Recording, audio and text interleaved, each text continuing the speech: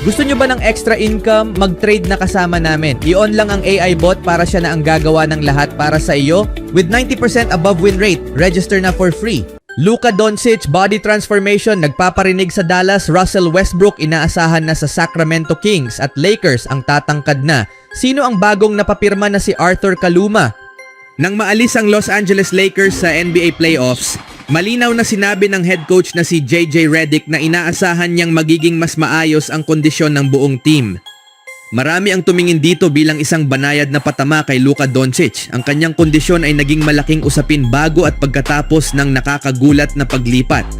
Nagkaroon ng mga injury si Doncic sa unang bahagi ng season kasama ang Dallas at sa playoffs kasama ang Lakers. Tila nahuhuli siya sa bilis ng laro at naging puntirya ng mga kalaban. Sa off-season, bumalik siya sa Europa. Mula pa nung huling bahagi ng Mayo nang siya'y makitang nanonood ng laro ng Real Madrid basketball team, napansin ng mga NBA fans ang malaking pagbabago sa kanyang hitsura. Mas payat at mas in shape na si Doncic ngayon at malinaw na ang laki ng kanyang naging pagbabago. Makikita na ngayon siya sa digital na pabalat ng Men's Health magazine. Ayon sa naturang outlet, handa na si Doncic na iangat ang kanyang laro sa bagong antas ng dominasyon at pinuri ang kanyang Summer of Shred kung saan nabawasan siya ng timbang at mas naging defined ang kanyang katawan. Sa panayam, sinabi niya, "Visually, I would say my whole body looks better." Habang ipinapaliwanag kung paanong makakatulong ito upang siya ay maging mas mabilis, mas dynamic at mas mahirap bantayan. Ang bagong anyo ni Luka ay nagbibigay ng excitement para sa mga fans ng LA na may mataas na inaasahan sa kanya para sa paparating na season. Para naman sa mga fans ng Dallas, halo-halong emosyon ang nararamdaman, masakit at may galit pa rin kay General Manager Nico Harrison. Isang fan ang nag-post, "Bilang isang Mavs fan na hanggang ngayon ay nasasaktan, sobrang frustrating nito. Sana nagkaroon ng lakas ng loob ang Mavs front office na kausapin si Luka tungkol sa kondisyon niya." Isa pa ang nagsabi ng mas diretsyo, tanggalin si Nico na umaalingaw-ngaw sa mga sigaw ng fans sa arena ng Mavs noong ikalawang bahagi ng nakaraang season. May isa ring nagsabi, kasalanan lahat ni Harrison ito. Dagdag pa ng isa pang fan, isang generational na pagkakamali mula sa pamunuan ng Mavs. Isa pang dismayadong fan ang nagpost, 7 taon kaming naghintay para sa ganitong Luka na hindi nangyari, tapos Lakers fan nakuha agad sa unang taon. Ang hamon ngayon para kay Doncic ay mapanatili ang kanyang bagong katawan at manatiling malusog sa buong taon. Magkakaharap din ang Lakers at Mavericks sa preseason kung saan maaaring ipakita niya sa Dallas ang bago niyang fit na pangangatawan. Sa kabilang banda, si Doncic na nasa New York sa Yankee Stadium noong Lunes ay sumali sa broadcast ng Yankees at tinanong tungkol sa kanyang trending na transformation sa loob lamang ng ilang buwan ngayong off-season. Ang mga announcers ng Yankees ay nagbiro na dapat padalhan ni Luka ng kopya ng magazine ang Dallas matapos lumabas noon ang mga ulat na hindi siya nasa forma at may issue sa kanyang timbang. Tumugon naman siya na may tila banayad na patama sa kanyang former team. "Malamang nakita na nila yon," sabi niya sabay tawa. "Hindi ko na kailangang mag-alala tungkol doon." Hindi inaasahan ang pag-alis ni Luka sa Mavericks. Akala ng marami mananatili siya habang buhay sa Dallas. Ngunit dahil sa mga issue sa kondisyon at sipag, pinili ng team na hindi siya pagkatiwalaan. Inaasahang suot niya ang kulay purple and gold ng Lakers kapag siya ay formal nang pumasok sa Hall of Fame. Sa kabilang balita, ang former guard ng Denver Nuggets na si Russell Westbrook ay isa sa mga matunog na pangalan sa pool ng mga free agent ngayong off-season.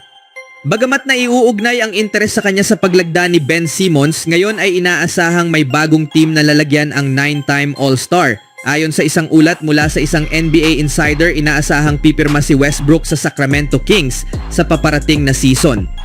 Ang kanyang ahente na si Jeff Schwartz ay patuloy na nakikipag-ugnayan sa pamunuan ng Kings at iniulat din na may malakas na mutual na interes sa pagitan ng dalawang panig. Nakakaintriga ang ideya na sasali siya sa Kings.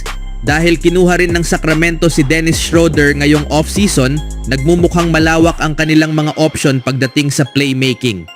Sa pagkakaroon ng dalawang veteran guard na may kakayahan, magkakaroon ng flexibility ang team sa pagbuo ng kanilang starting lineup at rotation base sa matchups.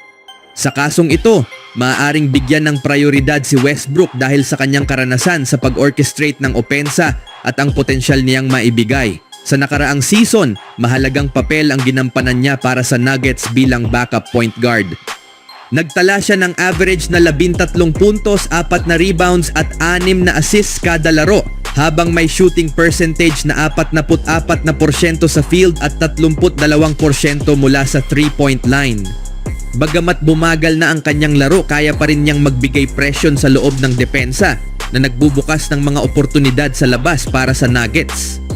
Nang ma-injure si Jamal Murray, nagningning siya bilang starter sa Denver, nagtala ng solidong stats at isang triple-double. Sa kabila ng ilang alitan, naging matagumpay ang kanyang stint. Ngayon, lilipat siya sa Kings na posibleng gumawa ng malalaking pagbabago gaya ng pagkuha kina Kuminga at DeRozan. Bagamat di pa siguradong playoff contender, magiging mas competitive at kapanapanabik ang Sacramento sa tulong ni Westbrook. Sa huling balita, ang LA Lakers ay hindi nakapasok sa playoffs ngayong taon sa NBA Summer League. Sa kabila nito, may ilang players na namukod tangi sa kanilang kampanya. Siyempre kabilang si Bronny James na nagpakita ng ilang magagandang laro, kabilang na ang isang defensive masterclass laban kay Cooper Flagg ng Dallas Mavericks. Bukod diyan, pumirma ang Lakers ng 4 na undrafted players, sina RJ Davis, Arthur Kaluma, Eric Dixon at Augustas Marciulionis sa mga Exhibit 10 contracts. Si Arthur Kaluma ay nagdeklara para sa NBA draft matapos ang 4 na taon sa kolehiyo. Sa kabila ng isang kahangahangang NCAA career, hindi siya na-draft. Nag-average siya ng 12 puntos, 6 na rebounds, at isang assist kada laro sa loob ng 134 na laro sa kanyang college career. Ngunit pagdating sa shooting, may puwang pa para sa improvement. Sa kabuuan ng kanyang collegiate stint, nagtala siya ng 43% field goal percentage at 32% sa 3-point line. Bagamat may potensyal siyang mapabuti ito, ang tunay niyang lakas ay ang rebounding. Sa edad na 23 taon, patuloy ang kanyang pag-unlad sa aspeto ng rebounding at maaari niya itong magamit upang mapabilib ang Lakers at makakuha ng mas magandang kontrata. Dahil Exhibit 10 deal ang kanyang nakuha, nangangahulugan itong may pagkakataon siyang makasama sa training camp ng Lakers. Kapag nagpakitang gilas siya roon, maaari siyang makasama sa mga laro ng preseason at posibleng makakuha ng two-way contract.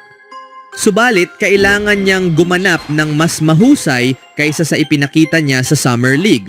Pinakamataas na ambag ni Kaluma sa Summer League ay 4 na puntos at 2 rebounds kada laro. Tila may tiwala pa rin ang Lakers na maabot niya ang kanyang dating performance sa NCAA, lalo na sa rebounding. Sa katunayan, siya ang nanguna sa rebounds per game sa kanyang huling taon kasama ang Texas Longhorns. Ano ang masasabi niyo mga kaibigan?